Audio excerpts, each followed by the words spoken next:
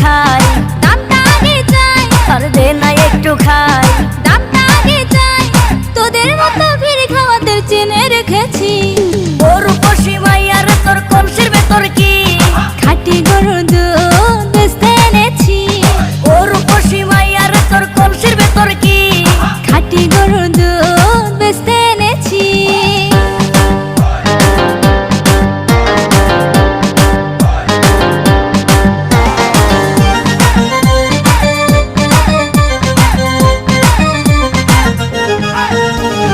তোর দুধেতে আছে পানি, আমি কিন্তু সবই জানি।